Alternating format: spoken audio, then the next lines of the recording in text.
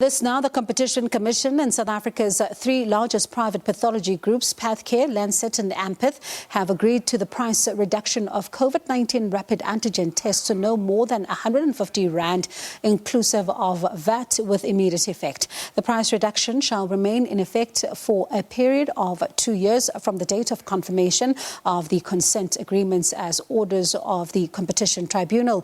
Let's now speak to James Hodge, who's a Chief Economist at the Competition Commission. Good evening to you, and thank you so much for your time. Talk to us about how this decision was reached. Well, you'll recall about 2 weeks ago, we brought down the price of PCR tests to 500 Rand from 850. And in that process, we identified that the rapid antigen test might also be overpriced. And so once we concluded those agreements, the Department of Health lodged a formal complaint with the Competition Commission, and we started investigating last week. So in fact, in 10 days, we brought this to a conclusion with these three laboratories.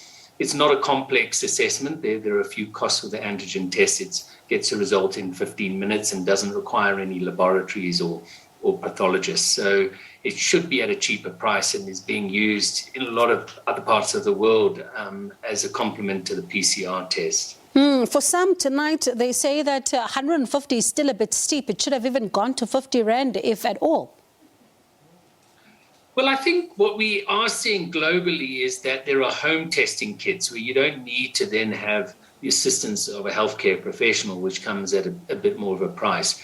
So probably what we need in this country is a more rapid rollout of those home testing kits, which would allow people the freedom to test before they go and to a social event or the like. I think that's what we're seeing now globally.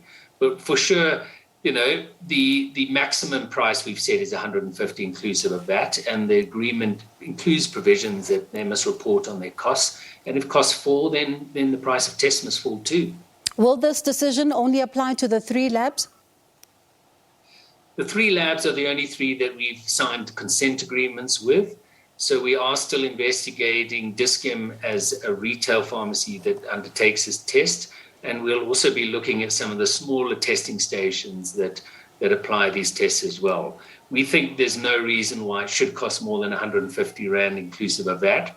So we are calling on them, much like we did with the PCR test, to drop their price from tomorrow and give consumers the benefit of a competitive price. So if I hear you correctly, then you've got this agreement with the three labs. Does this mean then that the labs, the smaller labs that you don't have an agreement with, do not necessarily need to abide by this agreement? They're not bound by this agreement, but this agreement sets out what we believe is a fair price and cost. And we can continue to investigate those who haven't come to us and settled with us.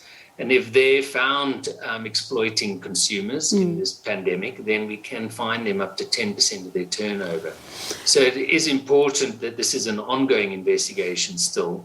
And whilst these three have signed, others should, I think, fall in line lest we, catch them out and fine them. I know that also recently, as you started off this conversation, you've spoken about that decision to then reduce the PCR tests, which some still say is still quite steep.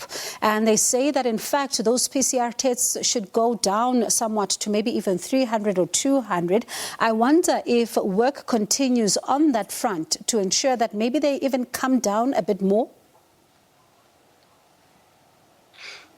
Well, our assessment was 500 at the moment is probably a fair price. But as with this current agreement, we built into that PCR agreement that the labs will report every 3 months to us on their costs and their pricing. And so if their costs come down, then the price should come down as well. So that is now going to move into a 2-year ongoing monitoring process. And certainly we hope that over time those costs can be brought down. It's still a good price compared to globally, and hopefully, once testing is more widespread, we can bring down the unit costs with the volumes. I wonder what is going to form part of your policing mechanism, especially if you are, as you're saying that these labs are going to be reporting every 3 months, and then you still are looking into those ones that are outside of this particular agreement and to see if they are exploiting consumers. How are you going to be policing this? Are you relying on people to bring the information forward, or are you also going to be going on a fishing expedition? Well, we always rely on people to report to us if they feel that the price they're paying is excessive compared to what we've now set out as what we think are appropriate benchmarks. But the number of labs, at least for PCR testing, is limited still. And so we can contact them directly. And that will be part of our process in the new year, just ensuring that everyone falls into line and hopefully competes to bring the price down over time. While some have welcomed this decision, the Competition Commission has faced somewhat of criticism as well, to say that it's been dragging its feet when it comes to investigating this, because this pandemic has been with us for over 18 months now, and the price of these tests has been exorbitant from the beginning.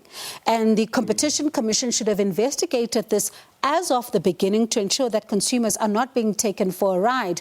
And some are saying that you are relying on the goodwill of these particular labs instead of fining them for the amount of money that they would have then made and generated from the consumers. What do you say to those tonight who are saying that it's too little too late? Well, in response to the investigation question, when a complaint was laid, the PCR tests, we brought the price down in under 2 months. The antigen test, we literally initiated last Tuesday. And so in less than 10 days, we've managed to bring the price down. So we've moved with haste on these. The price at the beginning of the pandemic was not necessarily going to be excessive. It was a very different period. And it's over time that globally the cost of supplying these products has come down and the volumes have grown, which enabled the lower costs. I think it is important, when we make a decision such as this, that we look at a settlement as an alternative to potentially long-running litigation that could stretch out for another 8 months to 12 months. So we get an immediate price reduction, but the price of that is we don't impose a penalty. And we accept that not everyone will agree with that approach. But given the magnitude of this fourth wave and the likelihood of more to come, our thinking was that we should bring the test down immediately, give consumers and the healthcare system the benefit of that immediately. And if others wish to pursue those claims, they can. It just won't be the Competition Commission that does so. So while you continue the monitoring here, could we see a more proactive approach from the Competition Commission side rather than to wait for complaints? We are definitely looking into that with the Department of Health and isolating specific areas for intervention in the new year and looking at a far more rapid approach. But it relies on, and as I said, it's almost cooperation with the Department of Health and the healthcare industry to identify those areas where they think there is excessive pricing, and we can target our investigations accordingly. So it's certainly something that we expect to be doing in the new year. All right. Thank you so much for your time this evening. That was James Hodge. He's a Chief Economist at the Competition Commission. Those rapid antigen tests are now at 150 Rand. This is, of course, inclusive of that, and it's a decision